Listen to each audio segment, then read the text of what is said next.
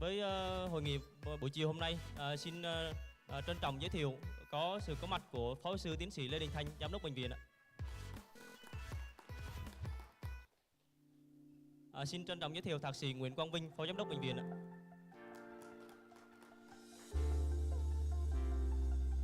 Xin trân trọng giới thiệu Phó sư tiến sĩ bác sĩ Lê Văn Quang, nguyên Phó Giám đốc bệnh viện ạ.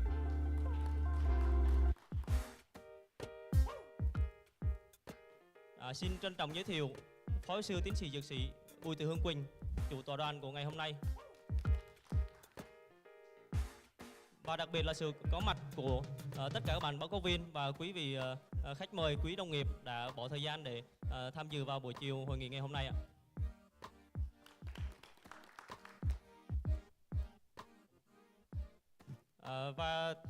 Xin mở đầu của phiên chiều hội nghị hôm nay là phiên thầy thuốc trẻ. Xin giới thiệu Phó sư tiến sĩ dược sĩ Bùi Thị Hương Quỳnh, chủ tọa đoàn, là Phó trưởng khoa dược và là giảng viên bộ môn dược lâm sàng của Bệnh viện Thống Nhất, sẽ là chủ tọa đoàn buổi chiều hôm nay. Ngoài ra thì còn có sự góp mặt của chủ tọa đoàn là Phó sư tiến sĩ Nguyễn Văn Tân. Tuy nhiên thì hiện tại vì lý do cho nên Phó sư Tân chưa có mặt. Thì sau đây xin mời chủ tọa đoàn tiếp tục điều hành hội nghị ạ. Cảm ơn Thạc sĩ Hiếu, kính thưa thầy Phó giáo sư tiến sĩ Lê Đình Thanh, kính thưa thầy Quang, kính thưa thầy Vinh và quý anh chị đồng nghiệp. Thì tôi xin tự giới thiệu, ngày hôm nay thì đoàn chủ tọa của chúng tôi gồm có tôi, Phó giáo sư tiến sĩ Bùi Thị Hương Quỳnh và thầy Phó giáo sư tiến sĩ Nguyễn Văn Tân sẽ quay trở lại trong vòng 15 phút tới. Và cái hoạt động nghiên cứu khoa học của các thầy thuốc trẻ tại Bệnh viện Thống Nhất đang ngày được quan tâm và phát triển. Có rất nhiều đề tài nghiên cứu khoa học có giá trị đến từ các thầy thuốc trẻ. Và ban giám đốc cũng như là toàn thể các cái phòng ban đều ủng hộ cho cái nghiên cứu khoa học của các thầy thuốc trẻ tại Bệnh viện Thống Nhất. Và minh chứng là chúng ta có nguyên một phiên hội thảo dành cho thầy thuốc trẻ. Thì sau đây chúng tôi sẽ xin giới thiệu là trong cái buổi hội thảo chiều nay, trong phiên này chúng ta sẽ có 7 bài báo cáo với 3 bài báo cáo tiếng Việt và 4 bài báo cáo tiếng Anh. Và chúng ta sẽ có mỗi bài báo cáo sẽ báo cáo trong thời gian là 12 phút để dành 3 phút để chúng ta thảo luận. Và sau 3 bài báo cáo tiếng Việt thì chúng ta sẽ có phiên thảo luận đầu tiên kéo dài 10 phút. Tiếp tục sau 4 bài báo cáo tiếng Anh thì chúng ta sẽ có phiên thảo luận thứ hai cũng kéo dài 10 đến 12 phút. Như vậy thì buổi hội thảo chiều nay tôi cũng thay mặt chủ tọa đàn tuyên bố là sẽ bắt đầu cái phiên chiều nay, và mong là phiên chiều nay sẽ nhận được sự hưởng ứng của rất nhiều quý thầy thuốc trẻ cũng như là quý anh chị em đồng nghiệp của bệnh viện mình và quý vị đại biểu đến từ các bệnh viện khác trong địa bàn thành phố Hồ Chí Minh hoặc cả nước. Và bài báo cáo đầu tiên tôi xin trân trọng giới thiệu Thạc sĩ điều dưỡng Nguyễn Thị Hạnh đến từ khoa nội thận lọc máu Bệnh viện Thống Nhất. Tiêu đề của bài báo cáo là tìm hiểu các yếu tố liên quan đến chất lượng cuộc sống ở bệnh nhân chạy thận nhân tạo chu kỳ bằng thang điểm SF36V2 tại Bệnh viện Thống Nhất. Xin trân trọng kính mời Thạc sĩ Nguyễn Thị Hạnh.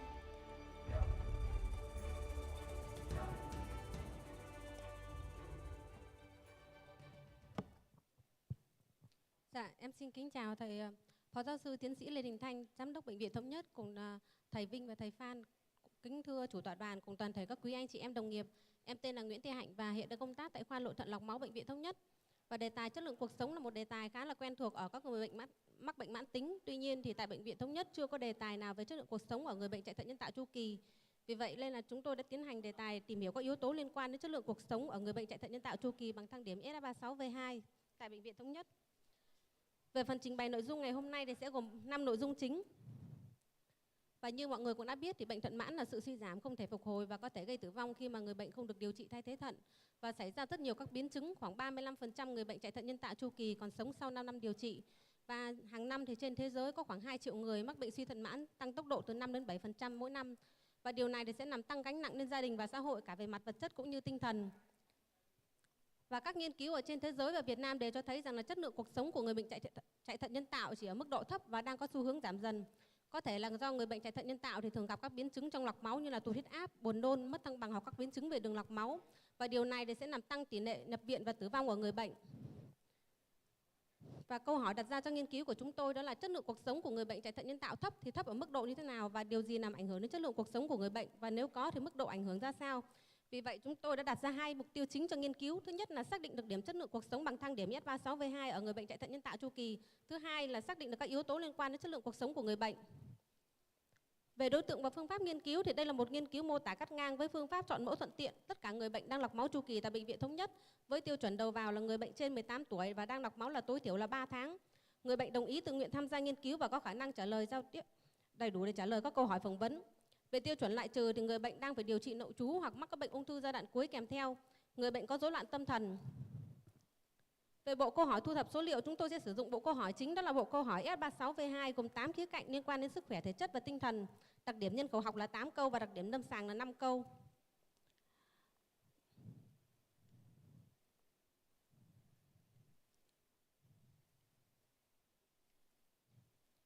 Và trên thế giới thì có rất nhiều bộ câu hỏi đánh giá chất lượng cuộc sống của người bệnh. Và tại sao chúng tôi lại sử dụng bộ câu hỏi F36? Thì đây là một bộ câu hỏi đánh giá được toàn diện nhất về các khía cạnh về tinh thần và các khía cạnh của chất lượng cuộc sống của người bệnh. Và bộ câu hỏi này là bộ câu hỏi được chuyển ngữ năm 2017 của tác giả Phó Giáo sư Nguyễn Thi Khê và Thạc sĩ bác sĩ Võ Tuấn Khoa.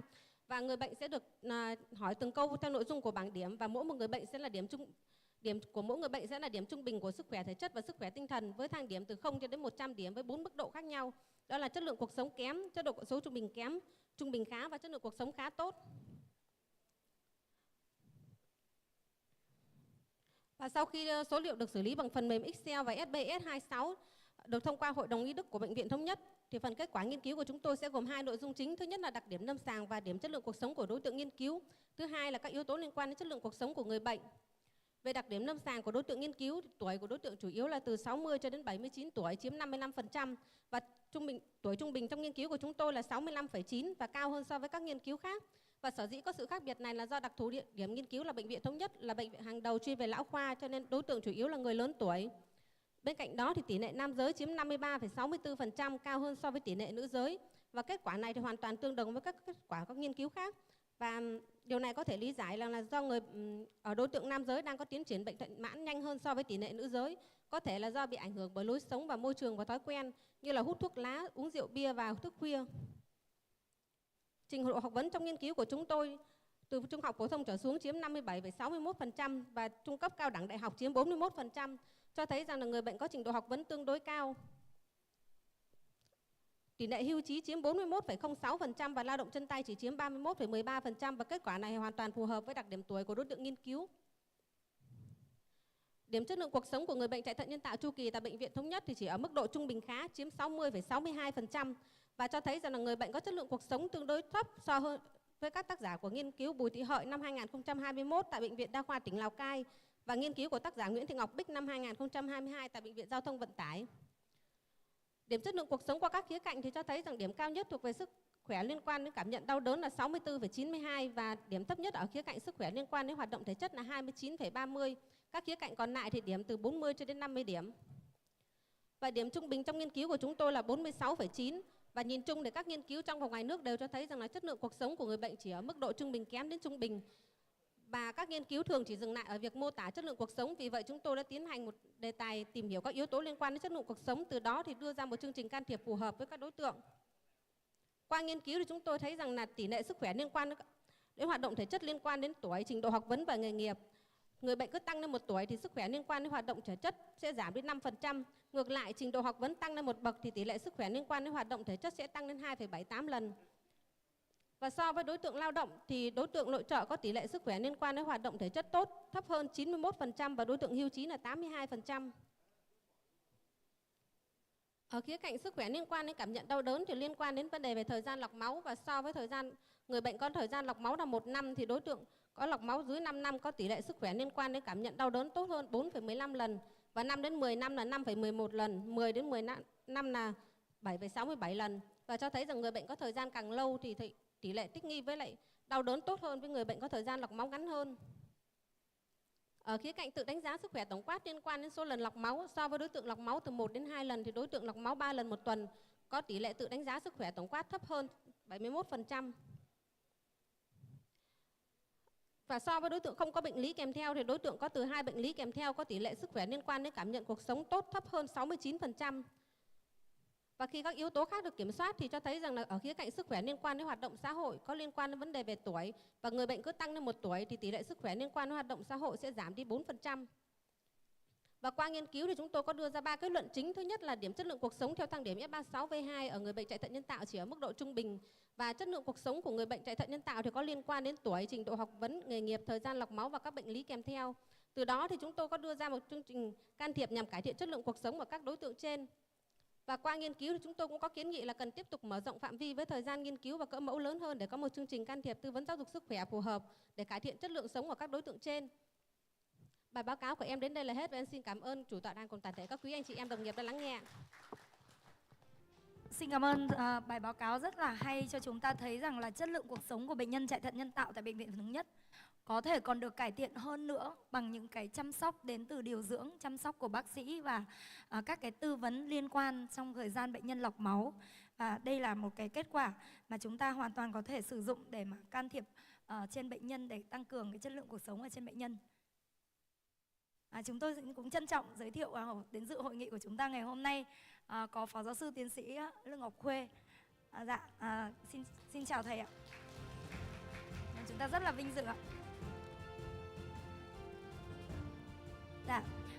Với phần trình bày của Thạc sĩ Nguyễn Thị Hạnh thì chúng ta sau phần trình bày này chúng ta sẽ tới một bài báo cáo tiếp theo cũng đến từ điều dưỡng. Trong thời gian vừa qua, hệ thống điều dưỡng của Bệnh viện Thống Nhất đã hoạt động rất là tích cực, không chỉ trong lĩnh vực chăm sóc thực tế trên bệnh nhân, nội trú, ngoại trú mà chúng ta còn có rất nhiều những nghiên cứu khoa học đến từ điều dưỡng và các cải tiến chất lượng bệnh viện của điều dưỡng Bệnh viện Thống Nhất đã có những cái kết quả đáng ghi nhận.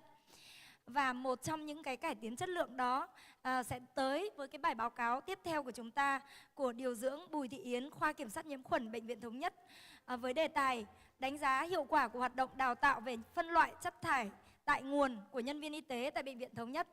Xin mời em.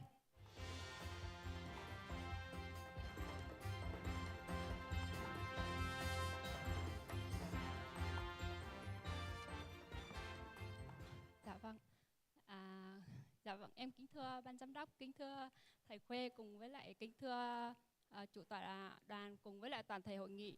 Thì em tên là Bùi Thị Yến, hiện đang công tác tại khoa kiểm soát nhiễm khuẩn.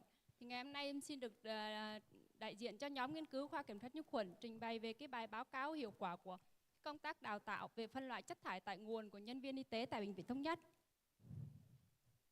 Dạ, cái bài nội dung gồm có 4 phần. Thứ nhất là phần đặt vấn đề, thứ hai là đối tượng và phương pháp nghiên cứu, thứ ba là kết quả và thứ tư là kết luận và kiến nghị ạ. Về phần đặt vấn đề thì như chúng ta đã biết, bệnh viện là cái nơi cung cấp dịch vụ chăm sóc sức khỏe, do vậy sẽ phát sinh chất thải y tế và cái việc quản lý chất thải y tế kém có thể gây nhiễm khuẩn, chấn thương và ô nhiễm môi trường, đặc biệt là cái lượng chất thải lây nhiễm cao. Đây là cái loại chất thải có nguy cơ lây nhiễm và cái chi phí xử lý cao nhất. Và một số nghiên cứu cho thấy cái tỷ lệ nhân viên y tế có kiến thức đúng về chất thải, phân loại chất thải còn thấp. Do vậy cần phải nâng cao kiến thức và kỹ năng phân loại chất thải y tế tại nguồn cho nhân viên y tế. Vì vậy nhóm đã thực hiện nghiên cứu hiệu quả của hoạt động đào tạo về phân loại chất thải tại nguồn của nhân viên y tế tại Bệnh viện Thống Nhất. Về phần đối tượng và phương pháp nghiên cứu là thiết kế nghiên cứu là nghiên cứu bán can thiệp so sánh trước sau, địa điểm và thời gian là Bệnh viện Thống Nhất từ tháng 6 đến tháng 9 năm 2023. Đối tượng nghiên cứu đối với nhân viên y tế là dùng phương pháp chọn mẫu toàn bộ nhân viên y tế. Đối với chất thải rắn lây nhiễm là ghi nhận số liệu chất thải rắn lây nhiễm hàng ngày trong vòng 60 ngày trước và 60 ngày sau can thiệp. Về phương pháp là lập kênh tập huấn, giám sát khối lượng chất thải trước và sau can thiệp, kiểm tra đánh giá kiến thức trước và sau tập huấn, phân tích số liệu bằng Stata 17.2. Dạ, để đánh giá cái bộ câu hỏi thì nhóm có thực hiện khảo sát, nghiên cứu thử 15 nhân viên y tế thuộc các khoa lâm sàng tại Bệnh viện Thống Nhất. Nghiên cứu viên trực tiếp phỏng vấn từng nhân viên y tế theo bộ câu hỏi đã được chuẩn bị trước và ghi nhận tổng hợp ý kiến của nhân viên này. Thì hầu hết các nhân viên y tế đều hiểu rõ bộ câu hỏi, nội dung của bộ câu hỏi. Và tại câu số 2 của bộ câu hỏi thì 8 trên 15 nhân viên y tế đề nghị chuyển từ điền khuyết sang sắp xếp các giải pháp theo ưu tiên để người tham gia dễ hình dung và trả lời đáp án. Và về hình thức tập huấn thì nhóm nghiên cứu cũng như khoa kiểm soát nhiễm khuẩn đã xây dựng cập nhật cái quy trình poster video về hướng dẫn phân loại chất thải, triển khai tập huấn tập trung tại hội trường cũng như là triển khai tập huấn tại một số khoa để nhằm thay đổi kiến thức của nhân viên y tế. Song song với việc tập huấn lý thuyết thì khoa cũng đã triển khai giám sát tập huấn qua thực hành lâm sàng để đi đến thay đổi hành vi. Và trên đây là cập nhật các cái quy trình poster về hướng dẫn phân loại chất thải, các cái bảng hướng dẫn phân loại chất thải tại nơi phát sinh cũng như là tại khu vực cách ly. Và cái công tác tập huấn tại hội trường thì khoa cũng đã triển khai tập huấn cho toàn thể nhân viên y tế Bệnh viện Thống Nhất. Vì vậy cái tập huấn được chia làm 4 đợt để đảm bảo toàn bộ nhân viên được tham gia đầy đủ. Và trong cái công tác đào tạo toàn bộ bệnh viện thì có công tác tập huấn tại khoa, thì một số khoa trọng điểm thì khoa cũng đã tập huấn để nhằm trao đổi cũng như là chia sẻ và giải đáp các cái thắc mắc trong cái quá trình các bạn làm việc. Đặc biệt là đối với khoa phẫu thuật gây mê hồi sức, đây là cái đơn vị có đặc thù riêng và cái khối lượng chất thải lây nhiễm là chiếm cao nhất so với toàn viện. Và cũng như là có cái phần tập huấn qua thực hành lâm sàng, thì hàng ngày giám sát viên của khoa kiểm soát nhiễm khuẩn vừa giám sát, tập huấn cũng như là trao đổi trong quá trình làm việc để nhằm các bạn quản lý chất thải y tế đúng quy định. Và đặc biệt là có đánh giá theo dõi cân chất thải, thì cái lượng chất thải lây nhiễm hàng ngày được cân hàng ngày, và đặc biệt là có triển khai giám sát cân chất thải lây nhiễm hàng ngày tại một số khoa trọng điểm như khoa phẫu thuật gây mê hồi sức, khoa hồi sức cấp cứu để đánh giá cái sự phân loại chất thải, từ đấy đưa ra các cái biện pháp khắc phục theo đúng quy định. Và kết quả thì đối với cái mẫu nghiên cứu là thu thập được 1.072 nhân viên y tế, và cái tuổi trung bình của nhân viên tham gia là 38,2. Nhóm tuổi từ 30 đến 39 tuổi là chiếm tỷ lệ lớn nhất, và hơn một nửa nhân viên tham gia là thuộc khối nội, và thâm niên công tác là từ 10 đến 15 năm chiếm tỷ lệ cao nhất. Chuyên môn thì chủ yếu là bác sĩ và điều dưỡng. Còn đối với cái đặc điểm mẫu nghiên cứu về cái tỷ lệ kiến thức tốt về phân loại chất thải trước tập huấn là chiếm 64,7%. Và về cái kết quả yếu tố liên quan đến kiến thức phân loại chất thải trước khi can thiệp, thì dựa vào cái số liệu chúng ta cũng nhận thấy là có mối liên quan giữa khối và kiến thức tốt về phân loại chất thải tại nguồn. Và trong đấy khối ngoại có cái tỷ lệ kiến thức tốt về phân loại chất thải tại nguồn cao gấp 1,27 lần. Và đối với khối nội thì có cái tỷ lệ kiến thức tốt về phân loại chất thải là thấp nhất trong các khối. Và chúng ta cũng nhận thấy là ở đây có cái mối liên quan giữa năm công tác và kiến thức tốt về phân loại chất thải tại nguồn. Nhân viên y tế có thâm niên càng lâu thì cái tỷ lệ kiến thức tốt về phân loại tại nguồn càng cao, thì cái này cũng phù hợp với thực tế. Ở đây chúng ta cũng để ý đến cái đối tượng là có thâm niên dưới 1 năm thì có cái kiến thức tốt về phân loại chất thải là còn thấp nhất.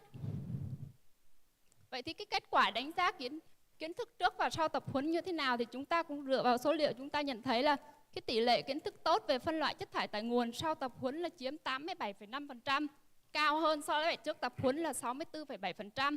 Và cái sự khác biệt này có ý nghĩa thống kê, cũng như là cái điểm trung bình sau tập huấn là 7,5, còn cao hơn so với trước tập huấn là 5,5. Và cái sự khác biệt này cũng có ý nghĩa thống kê ạ. Và cụ thể, cái tỷ lệ trả lời đúng theo từng câu hỏi trước và sau tập huấn thì chúng ta cũng thấy là từng cái câu hỏi, cái phần điền chỗ trống ở sau tập huấn thì có cái tỷ lệ kiến thức tốt, có điểm cao hơn so với lại trước tập huấn. Và cái phần trả lời đúng sai thì chúng ta cũng thấy là cái tỷ lệ trả lời đúng câu hỏi ở sau tập huấn đều cao hơn so với lại trước tập huấn. Và cái phần trả lời đáp án đúng nhất cũng vậy ạ. Dạ, vậy thì cái khối lượng chất thải lây nhiễm trước và sau tập huấn như thế nào? Thì chúng ta cũng thấy là cái khối lượng chất thải lây nhiễm trung bình trước can thiệp là 0,52, sau can thiệp là 0,38 thì thấp hơn so với trước can thiệp. Và cụ thể cái khối lượng chất thải lây nhiễm phân bố theo thời gian thì chúng ta cũng dựa vào cái khối lượng chất thải lây nhiễm trên bệnh nhân ngày ở trước can thiệp, sau can thiệp cũng như là xu hướng ở sau can thiệp, thì dựa vào cái mô hình phân tích hồi quy xu thế thì chúng ta thấy rằng trong cái khoảng thời gian 2 tháng trước can thiệp thì cái khối lượng chất thải lây nhiễm có xu hướng giảm nhẹ, với khối lượng chất thải lây nhiễm giảm 0,003 kg trên bệnh nhân ngày. Và ngay sau tập huấn thì chúng ta cũng nhận thấy cái khối lượng chất thải lây nhiễm giảm tới 0,225 kg trên bệnh nhân ngày. Và trong cái khoảng 2 tháng sau can thiệp, cái xu hướng khối lượng chất thải lây nhiễm có xu hướng đi ngang và duy trì ở cái mức này ngay sau tập huấn. Vậy thì cái phần kết luận và kiến nghị thì đối với cái kết luận thì chương trình đào tạo phân loại chất thải tại nguồn tại Bệnh viện Thống Nhất đã nâng cao được cái kiến thức và kỹ năng của nhân viên y tế. Quá trình tập huấn có phần lý thuyết tại hội trường và giám sát, hướng dẫn, thực hành, tập huấn tại chỗ trong quá trình làm việc trên lâm sàng. Do vậy, nhân viên y tế đã được can thiệp thực tế, cũng như là đã cập nhật, trang bị đầy đủ các poster hướng dẫn về phân loại chất thải. Đặc biệt là có triển khai cân chất thải lây nhiễm hàng ngày tại một số khoa trọng điểm để đánh giá thực tế, từ đấy đưa ra các giải pháp nhắc nhở và can thiệp kịp thời. Do vậy, đã giảm được cái khối lượng chất thải lây nhiễm, cải thiện cái công tác quản lý chất thải y tế. Vậy thì cuối cùng là cái phần kiến nghị thì cần phải duy trì cái công tác đào tạo quản lý chất thải, tập huấn thực hành hàng năm và khi cần đến nhân viên y tế, đặc biệt là nhân viên y tế mới vào làm việc với thâm niên dưới 1 năm, phát huy và tăng cường các hoạt động truyền thông về phân loại chất thải tại nguồn, thường xuyên tổ chức kiểm tra, giám sát, đánh giá về phân loại chất thải, đặc biệt là các cái khoa thuộc khối nội, cũng như là cần phải khuyến khích các cái việc làm hay và ý nghĩa trong cái công tác giảm thiểu chất thải để bảo vệ môi trường trong cơ sở y tế. Thì trên đây là cái bài báo cáo về hiệu quả của hoạt động đào tạo về phân loại chất thải y tế tại nguồn của Bệnh viện Thống Nhất. Thì chân thành cảm ơn quý thầy cô và đồng nghiệp đã lắng nghe. Cảm ơn điều dưỡng Bùi Thị Yến ở khoa nhiễm khuẩn cũng đã cho chúng ta một cái nhìn rất là tổng quát về vấn đề mà xử lý cái chất thải tại Bệnh viện Thống Nhất. Trước tập huấn thì nó khác, sau tập huấn thì kết quả mang lại nó giảm rất rõ. Như vậy thì nêu lên cái vai trò của cái khoa chống nhiễm khuẩn trong tập huấn, đặc biệt cho những nhân viên y tế mà cái thời gian công tác còn rất là thấp mới về bệnh viện. Xin trân trọng cảm ơn điều dưỡng Bùi Thị Yến. Để tiếp theo chương trình thì trân trọng kính mời bác sĩ chuyên khoa 1 Trần Ngọc Thạch sẽ trình bày cho chúng ta về cái giá trị của các bảng điểm Alvarado, E, AAS trong chẩn đoán viêm ruột thừa cấp. Trân trọng kính mời bác sĩ Thạch.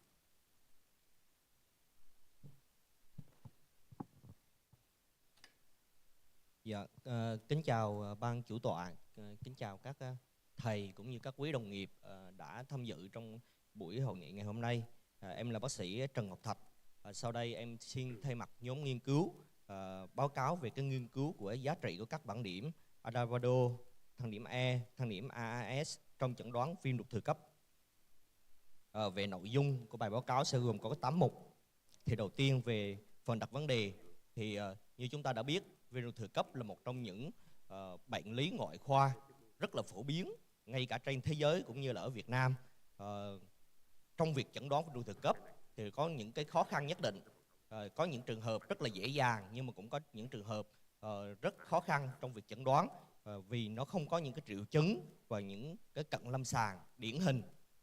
Đôi lúc sẽ gặp khó khăn trong từ 20 đến 33 trường hợp, và việc chẩn đoán viêm ruột thừa cấp cần phải được chẩn đoán nhanh, chính xác và cũng như được phẫu thuật sớm để giảm những cái tỷ lệ biến chứng mà do viêm ruột thừa cấp mang lại, nhằm tối ưu hóa về vấn đề điều trị cũng như giảm chi phí cũng như là giảm những cái chỉ định chẩn đoán hình ảnh mà không cần thiết. Thì chính vì những cái lợi ích như vậy cho nên người ta đã đưa ra những cái thang điểm nhằm áp dụng ngay từ lúc ban đầu, ngay từ lúc tiếp cận bệnh nhân ở phòng khám, ở cấp cứu, nhằm tránh những cái trường hợp đó là cho chỉ định CT quá tay hay là tránh những trường hợp cho nhập viện không cần thiết. Thì ở đây mục đích của thang điểm Alvarado, thang điểm E và thang điểm AS nó ra đời từ đó. Mục tiêu nghiên cứu của nhóm nghiên cứu tụi em đó là xác định cái giá trị của các thang điểm Alvarado, E, AS trong chẩn đoán viêm ruột thừa, và sau khi mà bệnh nhân có chỉ định phẫu thuật sẽ đánh giá phân độ cái viêm ruột thừa theo AAST. Đối tượng và phương pháp nghiên cứu đó là những bệnh nhân lớn hơn 16 tuổi nhập viện vì nghi ngờ viêm ruột thừa cấp tại khoa ngoại tiêu hóa, đặc biệt là trong tua trực của nhóm nghiên cứu, với phương pháp là nghiên cứu cắt mô tả cắt ngang, khảo sát dựa trên 3 thang điểm Alvarado, E và AAS kèm theo phân độ viêm ruột thừa trong lúc phẫu thuật. Nói về những cái thang điểm thì đầu tiên nói về thang điểm Alvarado thì có sẽ dựa theo những cái triệu chứng, đó là triệu chứng cơ năng, đó là đau di chuyển, chán, buồn nôn. Triệu chứng thực thể đó là ấn đau bụng dưới phải, có phản ứng dội, sốt, bạch cầu tăng và công thức bạch cầu chuyển trái. Thì mỗi cái điểm mình sẽ có cái điểm ở bên cạnh và tổng điểm nó sẽ là 10 điểm. Nghĩ đến rất nhiều là viêm ruột thừa khi 9 đến 10 điểm, có lẽ là 7 đến 8 và không chắc đó là 5 đến 6, dường như không, đó là bé hơn bằng 4. Thang điểm E cũng tương tự như vậy nhưng mà có độ chi tiết cao hơn, đó là người ta đánh giá về cái mức độ đau của bệnh nhân, đó là đề kháng thành bụng gồm có nhẹ, trung bình, nặng, và ngoài ra có thêm cái CRP để đánh giá mức độ nhiễm trùng của bệnh nhân. Và cuối cùng đó là thang điểm AS với độ chi tiết cao hơn rất là nhiều, có thêm cái phụ nữ ở độ tuổi 16 đến 49 tuổi vì phụ nữ ở độ tuổi này rất có những cái bệnh lý phần phụ kèm theo, cũng như là có CRP ở bé hơn 24 giờ và CRP lớn hơn 24 giờ. Và phân độ của ruột thừa cấp thì có gồm 5 độ theo AST. Kết quả nghiên cứu của tụi em thì trong nghiên cứu này thì tụi em nghiên cứu ở 56 bệnh nhân nghi ngờ viêm ruột thừa cấp, có 31 nữ và 21 nam với tỷ lệ nữ trên nam là 1,24. Độ tuổi trung bình, độ tuổi là từ 16 đến 66 tuổi với độ tuổi trung bình là 36. Tụi em có sử dụng những cái cận lâm sàng thì trong cái siêu âm bụng tất cả các bệnh nhân đều được thực hiện siêu âm bụng thì chỉ có 30% là có những cái bất thường như là viêm ruột thừa hay là dày manh tràng hay là thâm nhiễm vùng hố chậu phải, còn 70% siêu âm bụng là dường như là không có, là chưa ghi nhận bất thường. Thì cái tỷ lệ mà tụi em sử dụng CT scan bụng ở đây là 58,9%, 41,1% là không sử dụng CT scan. Trong cái kết quả nghiên cứu thì dường như 100% bệnh nhân đến với nghi ngờ viêm ruột thừa đều có đau bụng vùng hố chậu phải, kèm theo ở trong đó có triệu chứng là buồn nôn là có cái phần trăm cao nhất chiếm 73,2%. Trong cái thang điểm của Alavado thì ở đây có 42 bệnh nhân là có từ có thang điểm từ có 42 bệnh nhân, tức là chiếm 75% là bệnh nhân có thang điểm từ 7 đến 10, 16,1% bệnh nhân có thang điểm là từ 5 đến 6 và 5 bệnh nhân chiếm 9% bệnh nhân là không phải viêm ruột thừa. Thì trong đó là số trường hợp viêm ruột thừa ở đây là ở những bệnh nhân mà từ 1 đến 4 điểm dường như là 100%, và số trường hợp viêm ruột thừa ở nhóm 7 đến 10 điểm là 92,9%. Nếu như mình lấy cái điểm kết ớt là từ 7 điểm trở lên thì sẽ thấy là độ nhạy của cái thang điểm này đó là 93,48% và giá trị tiên đoán dương là 94,28%. Và nếu như mà lấy điểm kết ớt của từ 5 trở lên thì độ nhạy là 84% và giá trị tiên đoán dương là 87,9%.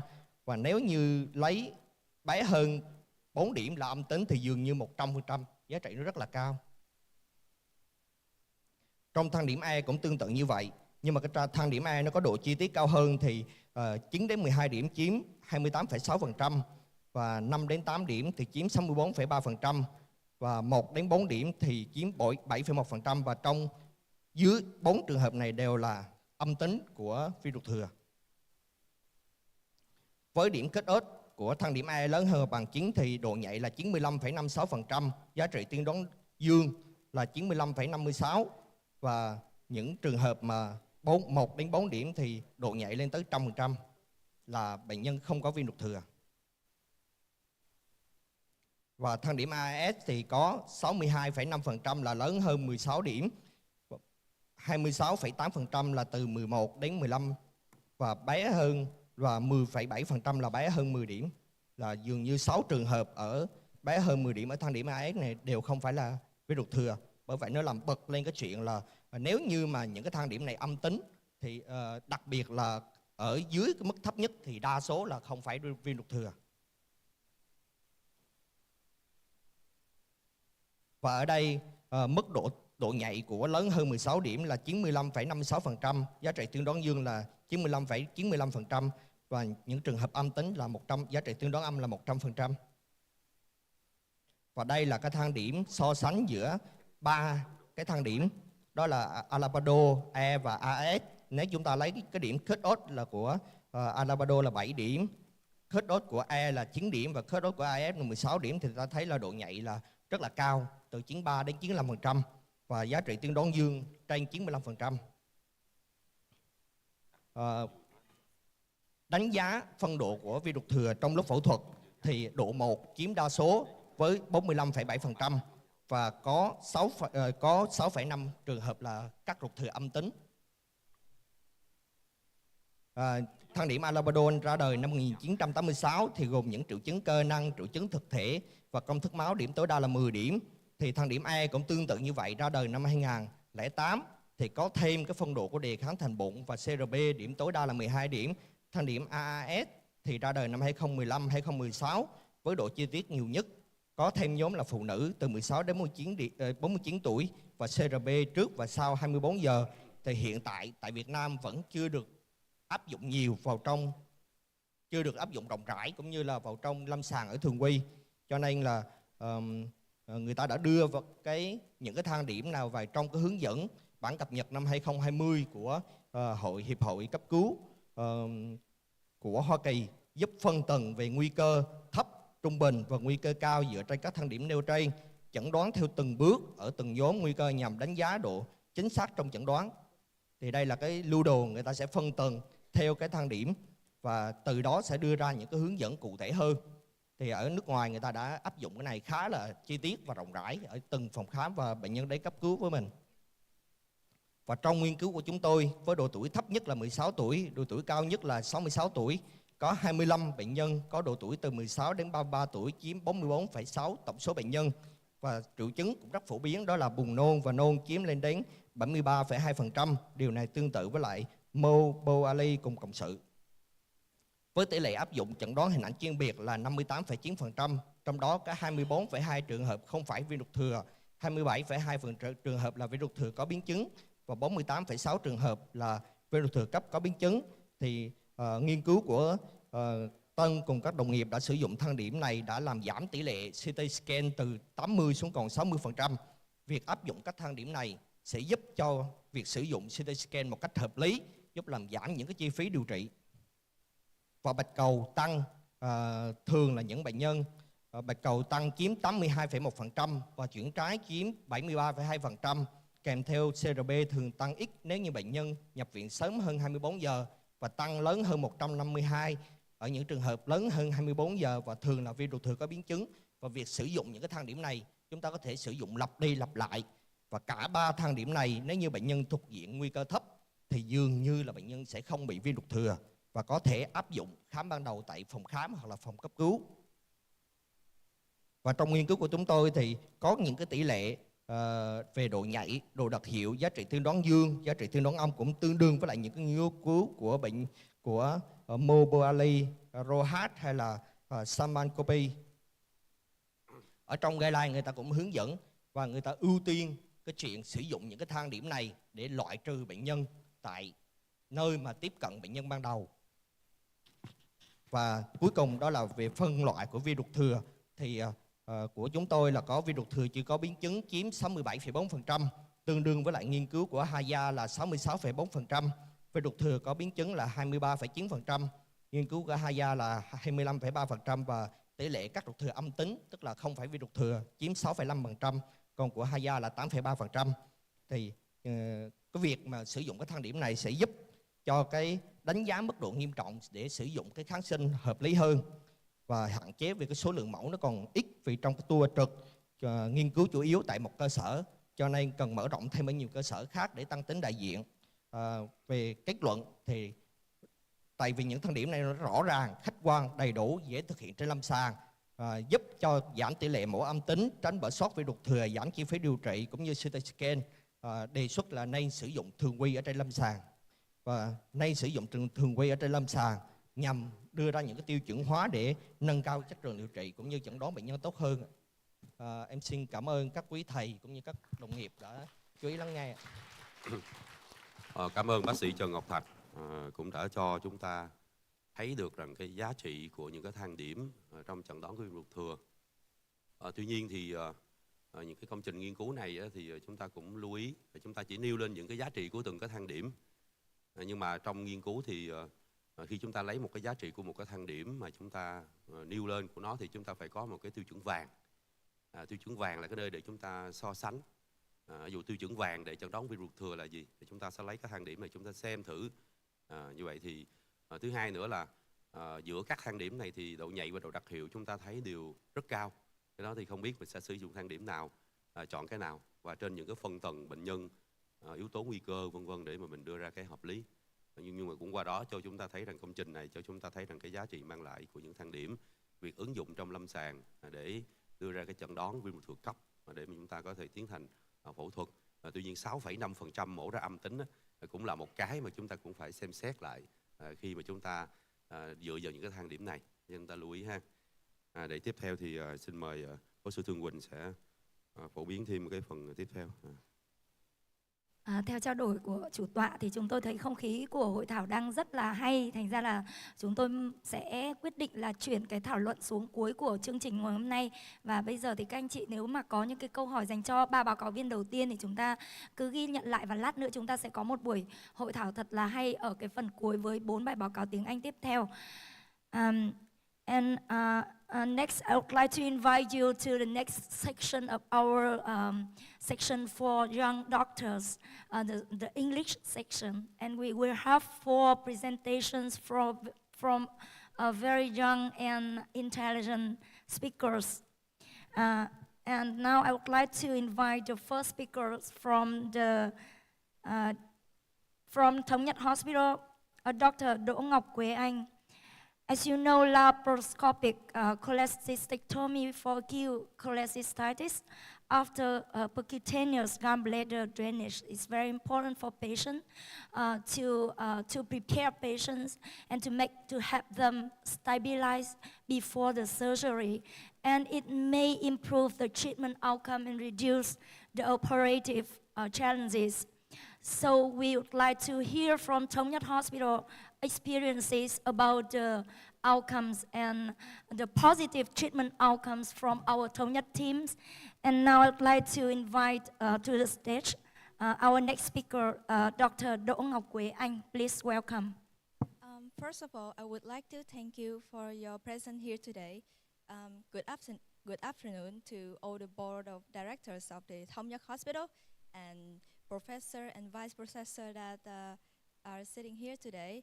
So I would like to report an article called Outcomes of Laparoscopic Cholecystectomy for Acute Cholecystitis After Percutaneous Transhepatic Gallbladder Drainage at Thống Nhất Hospital.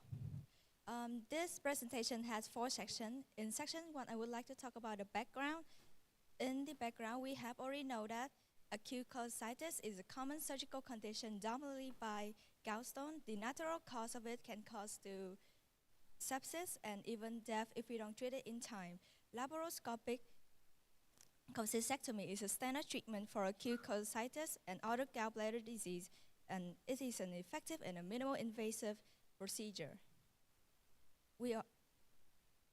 Therefore, for elderly patients with severe comorbidities who are not suitable for the surgery, supportive treatment will be necessary. In addition to medical treatment, PT-GBD is an optimal procedure for temporarily relieve the biliary pressure and helping it to reduce the risk of biliary infection. This procedure is considered easy to perform, has few complications, and highly effective in reducing the mortality risk for patients. In 2014, at Hepatobiliary Department of Thống Nhất Hospital has commenced laparoscopic cholecystectomy and PT-GBD. And in 2018, at Tokyo guidelines, its effectiveness and safety has been proven and advised. In material and methods, 35 patients diagnosed with acute cholecystitis due to gallstone had indication for PT-GBD at Hepatobiliary Department of Thống Nhất Hospital. These patients were admitted to the department for laparoscopic cholecystectomy when the condition is permitted from January 2022 and to May 2024. About the inclusion criteria, patients have been diagnosed with acute cholecystitis due to gallstone, which had PT-GBD to treat acute cholecystitis and laparoscopic cholecystectomy after that. Patient is discharged from Thống Nhất Hospital during the research time. Exclusion criteria: already PT-GBD at different hospital, gallstone in different location excluded the gallbladder. Research contents has 2 parts about common characteristics, including age, male to female ratio, history of abdominal surgery, comorbidities, and ASA classification, and the result of surgery. The timing of PT-GBD and the duration of PT-GBD, method and duration of the surgery, blood loss during the surgery, complication during and after the operation, and the last one is post-operation stay length. This research design are retrospective and descriptive. And about the result, talking about the age, discussion, the average age was 71 years old, with majority of group is above 60 years old, takes up to 77%. The highest age was 92 years old and the lowest was 44 years old. Our research has the average age similar to the author, August Vista, which is 73.5 years. And distribution to the gender shows that the rate of male patient is higher than the female patient. In our study, there are 19 males and 16 female, resulting in a male to female ratio of 1.2 to 1. This differed from the study by author Đăng Soda, which reported a female-to-male ratio of 1.9 to 1. The study by Trần Văn Phờ recorded a female-to-male ratio of 4 to 1. We noticed that several medical conditions that in patients that were not well treated, such as hypertension, diabetes, and cardiovascular disease, hypertension, coronary artery disease, and diabetes was the biggest two groups in this study. According to Hickman, patients with symptomatic gallstone who have diabetes and more likely to experience biliary inflammation and complications compared to those without diabetes. We recorded 4 cases of patients who have history of previous abdominal surgery, accounting for 11.4%. Most patients are classified as ASA 3. ASA 2 only accounted for 11 patients. As Su Young-soo stated that PTGBD is an effective treatment for ASA 3 patients before laparoscopic cholecystectomy. The studies illustrate that PTGBD has a very high successful rate. Other authors also show that the report reflects most of the PTGBD placements are succeeded. According to our study, the majority of the patients underwent surgery after PTGBD at more than 6 weeks, with 30 patients accounting for 85.7%, and 5 cases being operated on at 4 to 6 weeks, accounting for 14.3%, with the shortest time being 30 days and the longest being 120 days. Author Callery recommends that early laparoscopic can be performed within the first week after the drainage in young patients without associated comorbidities. This research demonstrates that most of the cases were successfully operated with complete laparoscopic cholecystectomy. One case had to convert to open surgery due to the adhesive of the small intestine. According to Nguyễn Văn Quý, research was 16.7. The lowest rate of the conversion to open surgery belongs to Hoàng Mạnh An research. The main reason for converting to open surgery in most studies is due to the significant adhesion. Surgeons had difficulty in identifying clearly the relevant anatomical structure. The study recorded 7. Well, in this report, we have 2 techniques, which is subtotal, including 1 patient, take up to 2.9%, and the total is 34 patients, takes up to 97.1%. The average surgical time in our study was 128 minutes, with a minimum of 40 minutes and a maximum of 240 minutes. Due to the common bile duct perforation, according to our observation, these difficult surgical cases were prolonged due to the location of the stones, thickened gallbladder wall, and the degree of adhesion in the hepatobiliary triangle. Our surgical time was higher than reported in domestic study and international study, such as Nguyễn Tất Ngọc or Tomasu Kuruki. Well, the average blood loss during the surgery was 24.3 milliliters, with a maximum of 70 milliliters and a minimum of 5 milliliters. The case with the highest blood loss required to conversion to open surgery with difficult dissection due to adhesion. This study resulted in slightly higher than those reported, like Tomasu Kuruki, which is only 10 milliliters. In this study, we encountered 1 case of common bile duct perforation during the dissection due to the firm adhesion of the gallbladder and the biliary tract. Additionally, there was 1 case of duodenal injury caused by extensive adhesion, which made the adhesion lysis difficult. Bleeding is a leading complication in the surgery. We recorded 2 bile leak post-operative cases, takes up to 5.7%. Bile leak is a severe and a common complication. Our study is quite similar to both domestic and an international study regarding the rate of post-operative complication. Our study did not report any other common complications after the surgery. Our research has the average length of hospital stay after the surgery is 6.5 days. Shortest is 2 days and the longest is 5 days. The longest stay is due to the critical medical condition, like patient have hypertension, diabetes, and a history of laryngeal cancer surgery. Our research shares similarity to Lê Quang Anh Tuấn, which is 5.25 days. And this is several pictures from the department we capture when we place a PT-GBD tubes in patient. This one patient has a lot of bile liquid and a lot of mud inside. In conclusion, laparoscopic cholecystectomy after PT-GBD has high successful rate with a low incidence of complication and perioperative adverse events. PT-GBD is an effective and easy to perform, a safe treatment method for cases of acute cholecystitis that are unable to undergo a surgery.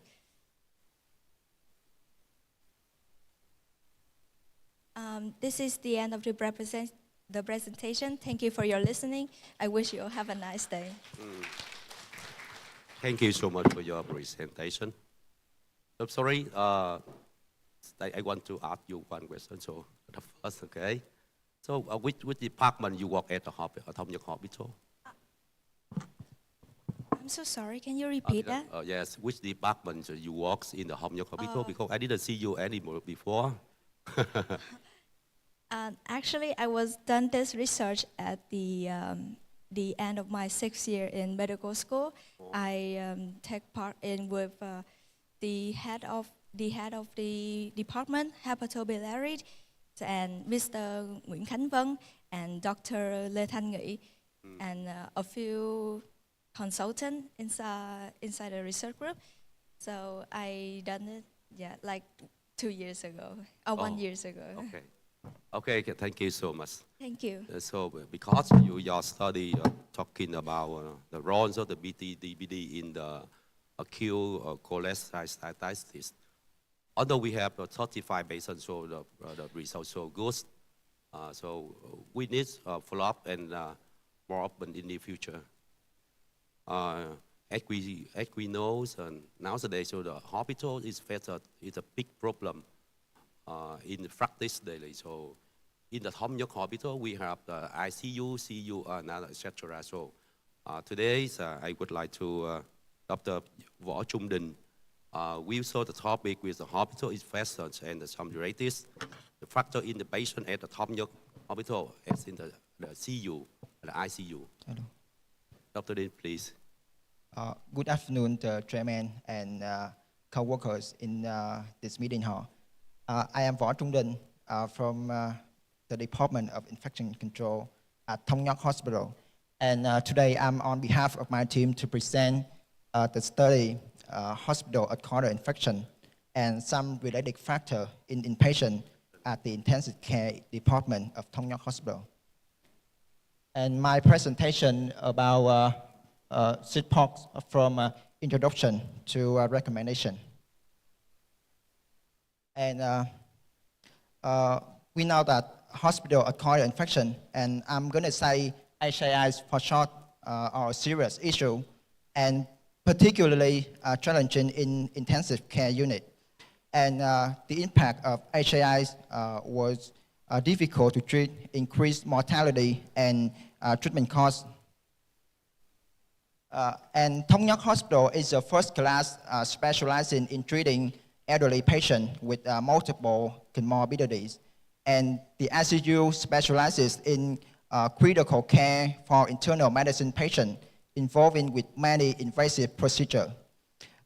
Therefore, it's necessary to evaluate the HAI situation and proposing effective infection control measures. And this study aims to determine the prevalence of HAI, the microorganism, and associated factor in patient at the ICU of Thống Nhất Hospital in 2024.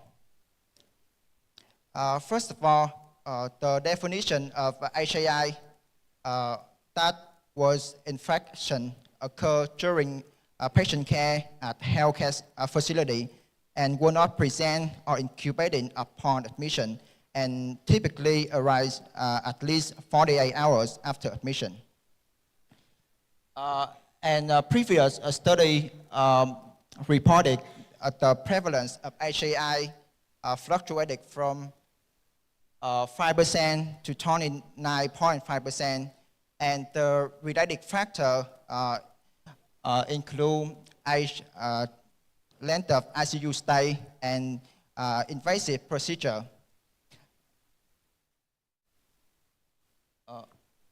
About the design of the study was cross-sectional at ICU Thống Nhất Hospital from January to June 2024.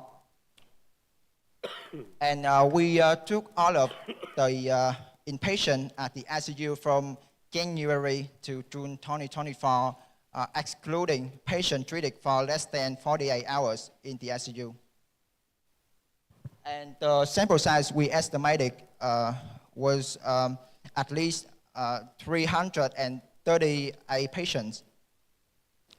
And the data collection tool was developed based on the Ministry of Health infection surveillance form, and the data collection techniques was extracting information from medical records. And we used T-square test to track the relationship between characteristics of the patient with HAI and use prevalence ratio to estimate the level of the relationship and Poisson regression to control the confounding variable. And the study got approval by Thống Nhất Hospital Ethics Committee.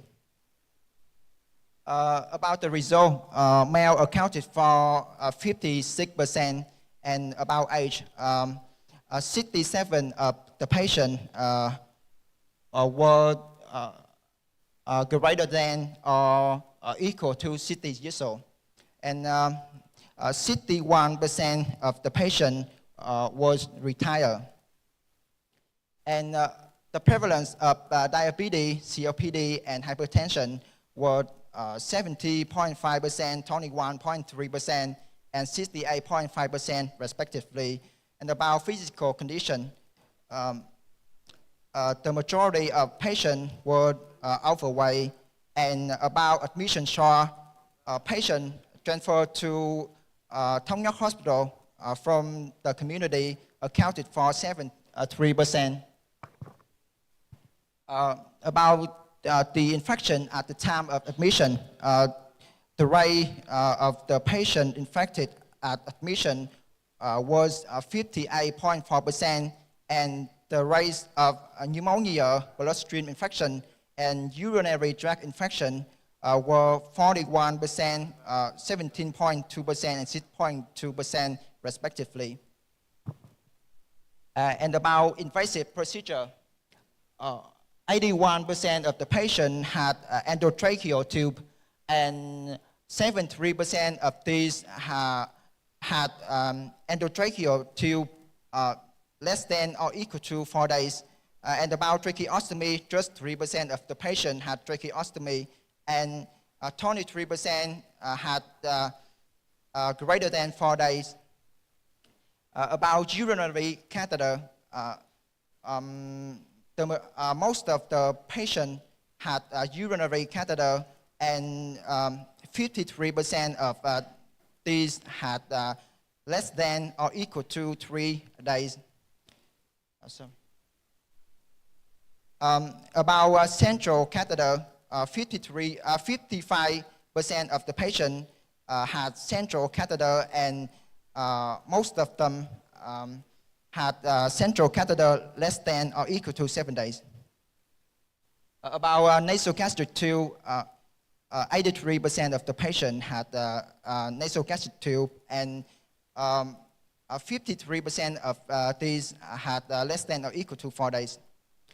About length of hospital stay before ICU admission, 71% of the patient had stay before ICU admission, from 3 days to 4 days was 71%, and about the length of stay in the ICU, 74% of the patient stay in the ICU from 2 days to 5 days, accounted for 74%. About the HAI rate was 4.9%, and the rate of pneumonia, bloodstream infection, and urinary tract infection was 23, 1.8% and 1.4% respectively. About the pathogen causing HAI, you can see that most of the pathogens was gram-negative, and especially Escherichia coli, Pseudomonas aeruginosa, and Enterobacter erythritans accounted for the largest proportion.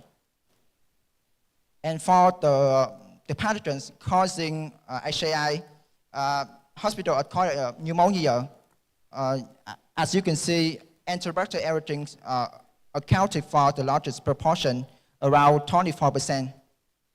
And the pathogen causing bloodstream infection, Pseudomonas aeruginosa and Staphylococcus aureus accounted for the largest proportion with 39% and 11%. And the final is urinary tract infection. Escherichia coli causes more than a half of the case of urinary tract infection. And the relation between the characteristics of the patient with HAI, we found the relationship, a significant relationship between age group and HAI. Specifically, the patient more than 60 years old had a higher rate of hospital-acquired infection. And patient with diabetes and COPD had a higher rate of HAI. And for admission choice, a patient transferred to Thống Nhất Hospital from medical facility had the rate of hospital-acquired infection 1.7 times higher than those people from the community. And about invasive procedure, we found that the duration of endotracheal intubation, tracheostomy and duration of tracheostomy, urinary catheterization, duration of urinary catheter retention,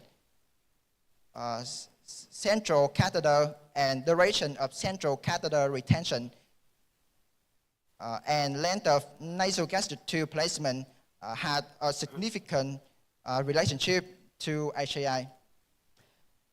And the length of stay in the ICU, patient stay in the ICU more than 5 days had the rate of HAI 11.5 times than those patients stay in the ICU from 2 days to 5 days. And we use multivariate Poisson regression to control the confounding variable. And the result reported that age group, diabetes, COPD, physical condition, endotracheal tube, tracheostomy, urinary catheterization, central length of ICU stay had a significant to HAI. And the strength of the study is a large sample size, and the use of multivariate regression model helped to control the confounding factors. But the study just carried out at one ICU at Thống Nhất Hospital and reducing the generalizability. And some recommendation for healthcare worker closely monitor the duration of use and assess the need to remove invasive devices. And for patients with tracheostomy, regularly evaluate their condition to determine whether the tracheostomy can be closed early and strengthen the infection control process, supervision, and compliance of HAI prevention measure. And for ICU leader, enhance the coordination with other departments to ensure timely transfer the stabilized patient, avoid prolonged stays in the ICU. And that's all of my presentation. Thank you for listening. Thank you, Dr. Võ Trung Đình from Department of Infectious Disease, Thống Nhất Hospital. As you know, hospital-acquired infections, it's very serious now in Vietnam, especially in Thống Nhất Hospital, where we treat patients, elderly patients with a lot of comorbidities, COPD, diabetes, and we use a lot of methods of invasive procedures that increase the risk for patients have infectious disease, especially hospital-acquired infections. And in this presentation, you can see the rate of hospital-acquired infection in Thống Nhất Hospital, interestingly, is lower than other research in Vietnam, because in Vietnam we have the prevalence of 5 to 26%, but in ICU of Thống Nhất Hospital, the prevalence of hospital-acquired infections is only 4.9%, and it is very interesting. Maybe thanks for the infectious disease control department, you work very hard nowadays, and the infections in Thống Nhất Hospital is now controlled very well. Next, I would like to thank you, Dr. Đừng, and I would like to invite the next speaker to the stage. Master Dr. Lê Quốc Hưng from Department of Cardiology, Thống Nhất Hospital, with a very interesting presentation named Prevalence of Left Atrial Appendage Thrombus on Transesophageal Echocardiography in Elderly with Atrial Fibrillation. Please welcome.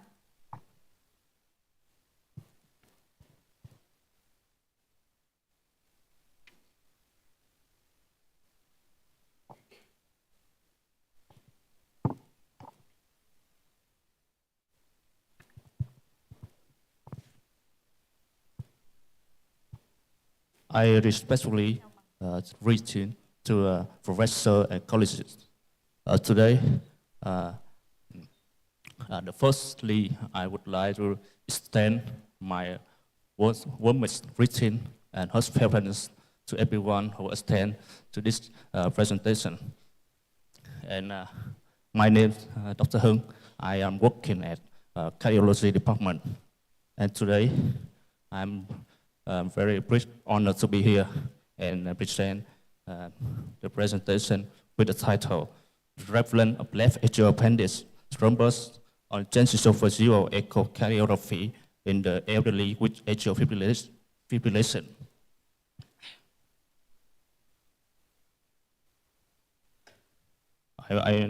My presentation has 4 parts, and the first part is background. The atrial fibrillation, we know this is the most prevalent arrhythmia, and it's caused significantly higher adverse events. A patient with AF had a 2 to 5 times risk of stroke, transient ischemic attack, and 4 to 5 times risk of systemic embolism, and 1.5 times risk of mortality. And aging is recognized as an independent risk for the development of atrial fibrillation. We can see, according to the research of Moses, the first illustration shows the risk, prevalence of AF will increase with the age of patient. And the second image shows that with the AF or atrial fibrillation, the patient will increase the risk of stroke and mortality when we compare with the patient without AF. And the structure left atrial appendage, this is a complex multilobulated structure with hemodynamic disorder in the AF will cause the primary site of thrombus formation. And the GIE or THIjourdC echocardiography, this is a golden standard to identify the left atrial appendage thrombus before cardioversion and catheter ablation.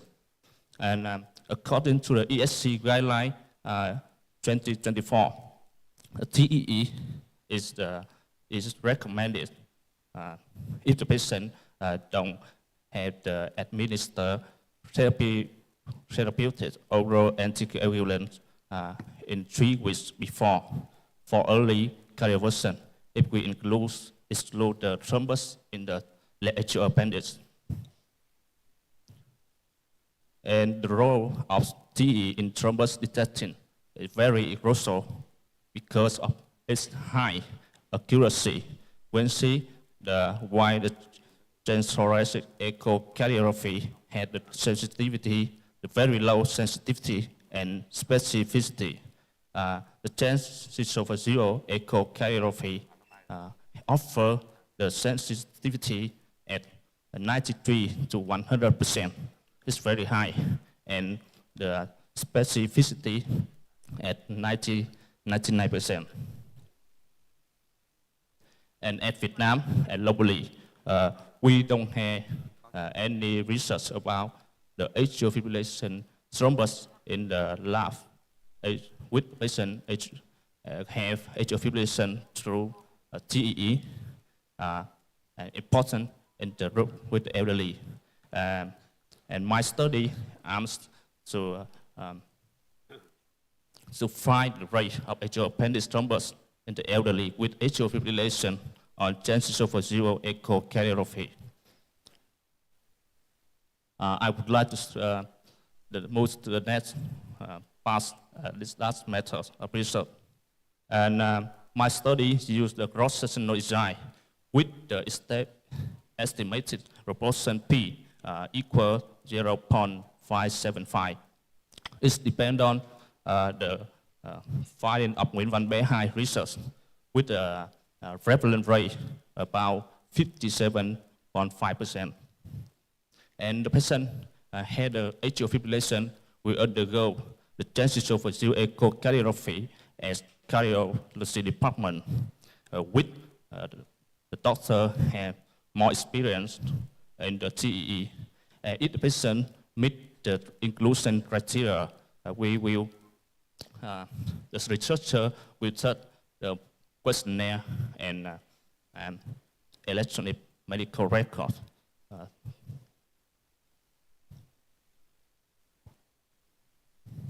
And we can see the video here.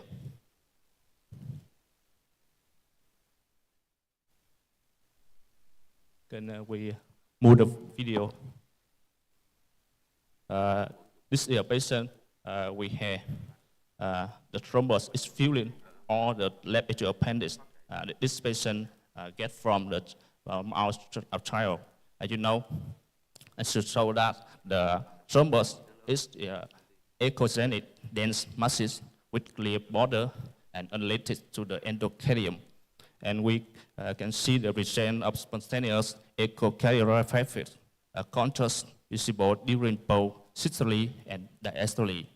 And we can see it in multiple views, and it's not related to trabecular musculars. And we have 4 levels of spontaneous echocardiographic contrast. It depends on the swelling of the rate swelling of the blood flow in the left atrial and left appendage atrial.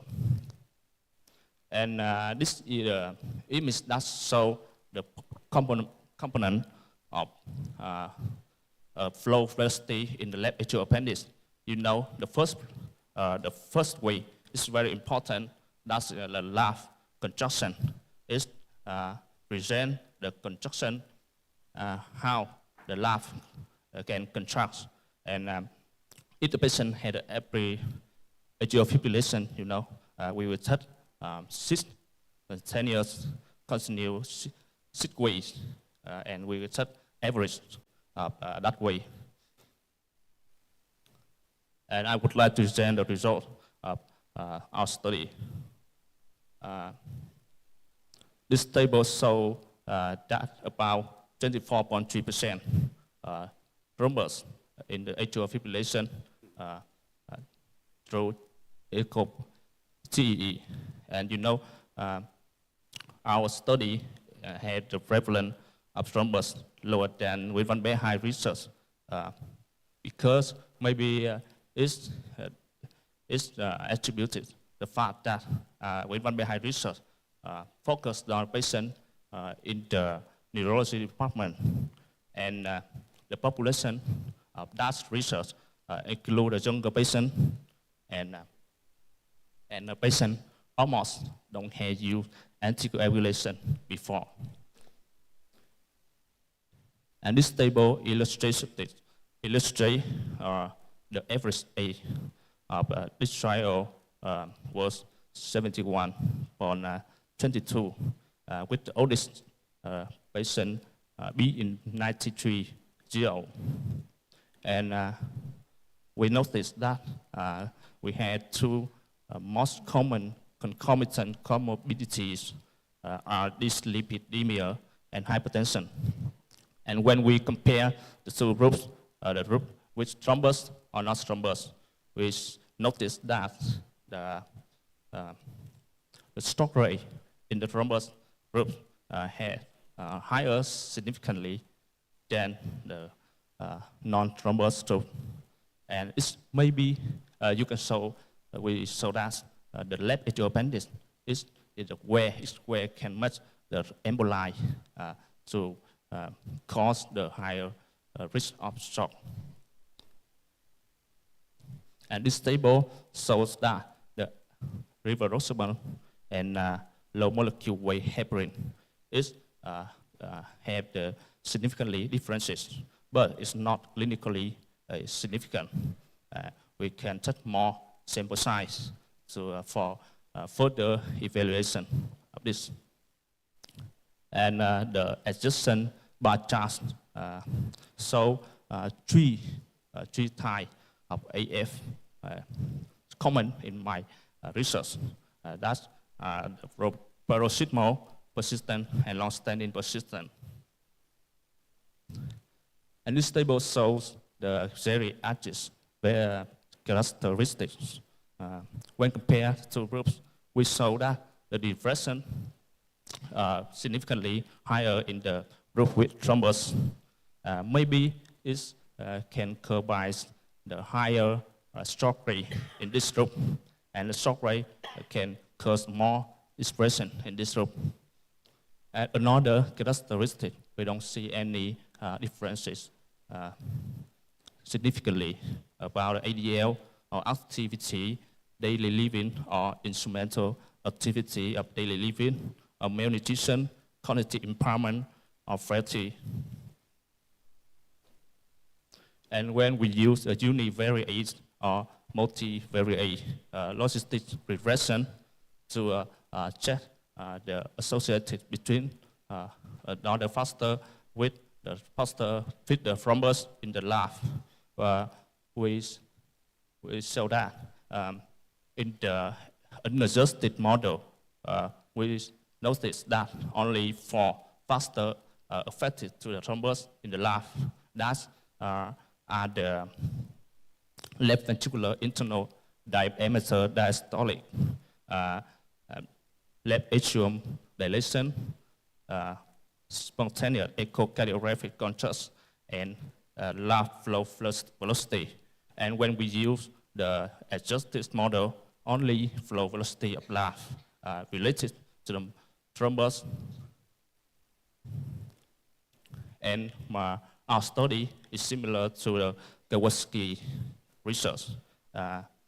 When the patient had the higher velocity of the left, this will increase the risk of thrombus in the left. In summary, my research revealed that the rate of left thrombus detected by TE in elderly with atrial fibrillation was 24.3%. And it showed that the TE is very important for early detection and timely intervention.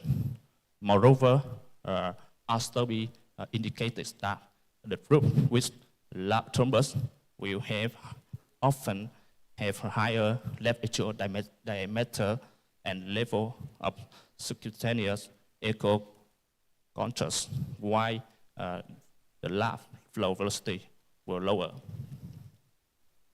Thank you for your attention. Okay. Thank you, Dr. Hưng from the Department of Cardiology, the Thống Nhất Hospital, with your topics. As we know, so the runs of the TE is better than the TTE. So in these studies, we have more than 100 patients. The study saw around 30%, 24% have the thrombus in the left atrial appendix. Especially in the elderly patient, we have depression, which highs about 30% have better than in the non-depression elderly. So the role of the CE very important for to find out the clots in the left atrial appendix. The study shows the role of the prevention, especially anticoagulant in the prevents the clots in the left appendix. So finally, thank you, Dr. Hưng, with your interesting topics. And I would like to invite Dr. Duy from the Thống Nhất Hospital with topics evaluation the result of the social treatment on a total knee replacement with the support of the 3D printed model at the Thống Nhất Hospital, Ho Chi Minh City. Dr. Duy, please.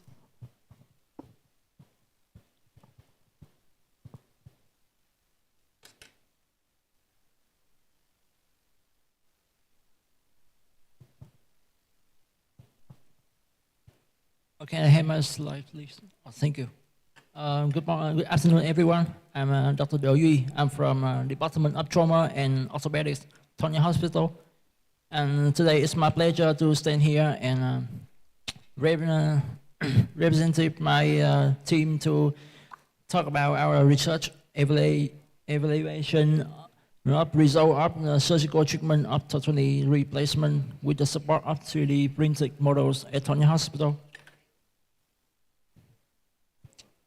My presentation is included 4 parts. First is the background, the study subjects and methods, results and discussion, and finally is the conclusion. About the background, we all know that knee osteoarthritis is the main cause of pain and functional impairment in elderly patients. Since then, total knee arthroplasty is still the most effective treatment method for this condition, and in this procedure, the leg axis correction is one of the most critical factors. In which the development of the 3D printing technology, the support of 3D models allow the surgeons to visualize anatomically structures. So we decided to do this research with 2 main objectives. First is to evaluate the outcomes of total knee replacement in patients with severe knee osteoarthritis with the support of 3D printed models. And from then, we like to compare the treatment outcomes of the traditional one to the modern one with the 3D printed model support. About study subjects and methods. Our research is a prospective cross-sectional descriptive study on 20 patients from 2023 December to July 2024. The data collections information was gathered through direct patient examinations or follow-ups appointments. Our selection criteria is a patient diagnosed clinically and by X-ray with grade 4 knee osteoarthritis according to Kellgren and Lawrence criteria. Patients who underwent CT scan for 3D reconstruction and agree to have a 3D model printed based on actual proportion. Patients without contraindication to anesthesia and patients who are followed up for at least 6 months.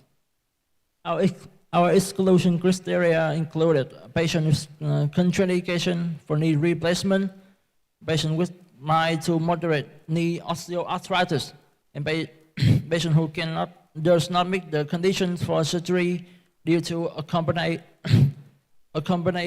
internal medical conditions, and patients who have undergone previous knee joint surgery intervention. This is our 3D printed methodology. The first patient undergoes a 32-slide CT scan for 3D reconstruction. Then the 3D file is using Autodesk Mesh Mixer and process slicer, imported into Creativity slicer, and then exported at the STL format. And after that, some patient-specific tool is printed. This is our tool, our guide plate for the femoral and the tibial. And this we're using this model in operation.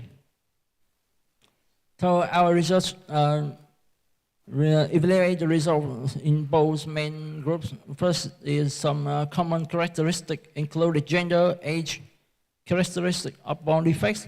And the second, we evaluate both operated result comparison to two groups based on the range of motion before and after surgery, surgical time, amount of blood loss, and both operative femoral tibial angle and knee society score. About some common characteristic, both group of patient, group 1 is the group with the supported of 3D printed models, and group 2 is without it. And so these both groups share some common characteristic like the gender and age. The median age of both groups is about 43 or 45, 53 and 55. About the bone defect, in group 1, the patient bone defect is 17 millimeter in depth and 29 millimeter in width. And this number in group 2 is 12 in depth and 28 in width.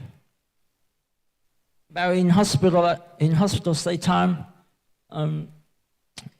in group 1, the in-hospital stay time is 9.1 days.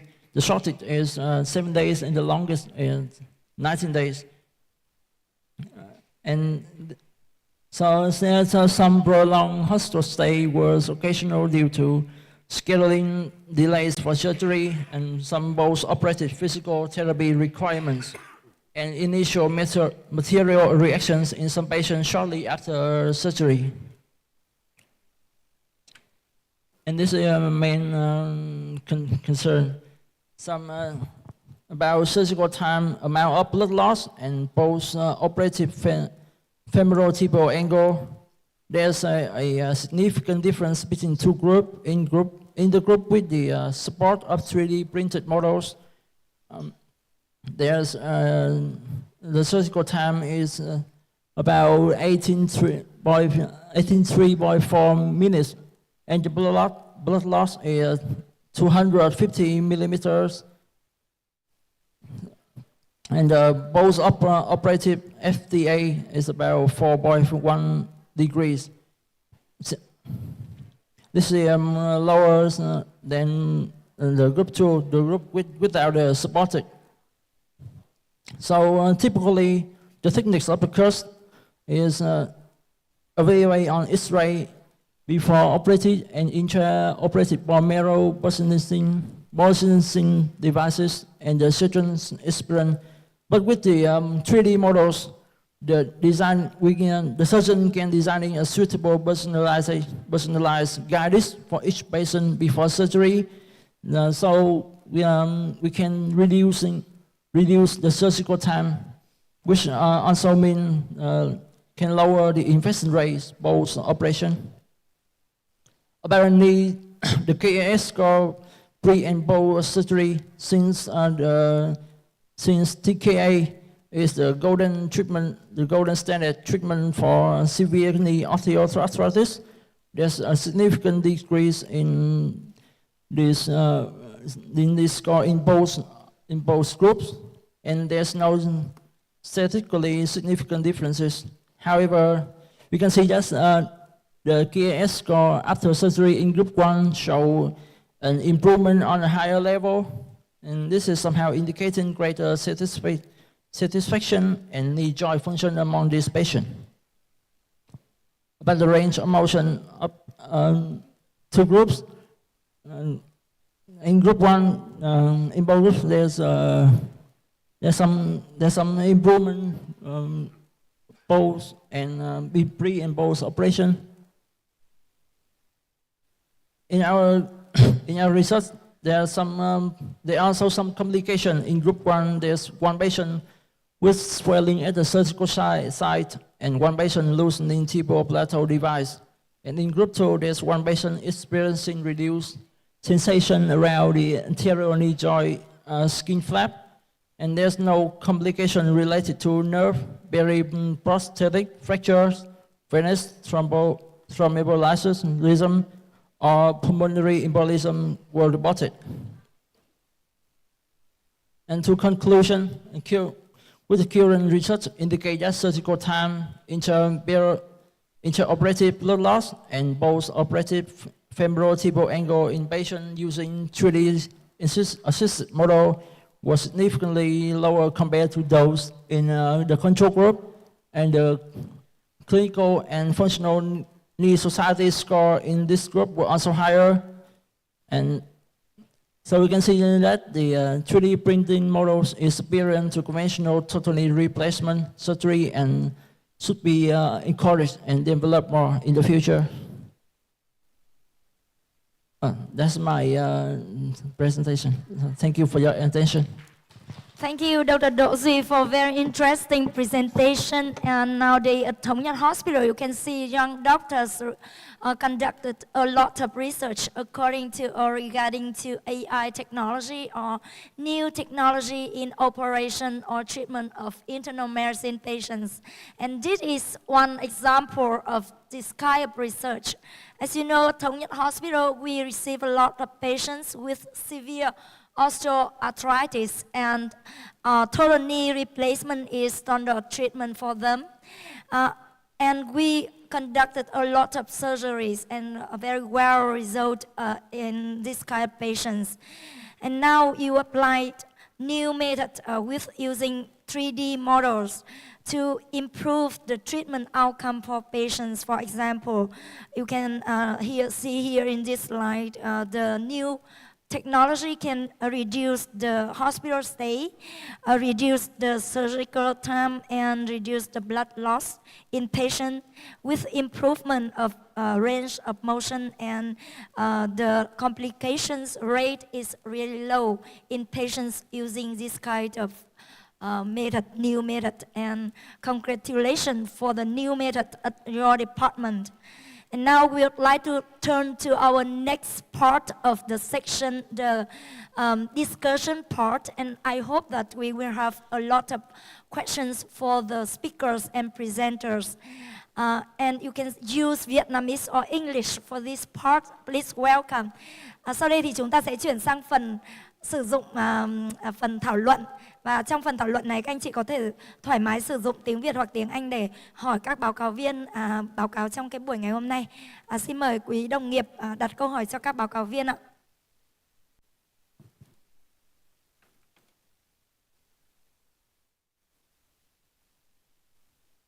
Không biết quý đồng nghiệp ở trong hội trường có câu hỏi nào dành cho các báo cáo viên không ạ?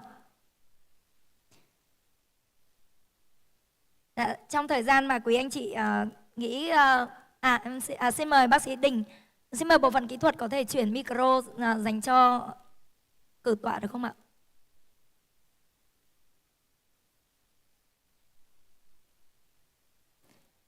Dạ rồi. Xin mời bác sĩ Đình đến từ khoa kiểm soát nhiễm khuẩn. Hello everyone. I want to ask Dr. THIệu a question. Your presentation is very impressive. 3D model is a modest technique, and that is many application. But in your study, you divide the patient into two groups, and you report that 3D model is effective for the surgeon for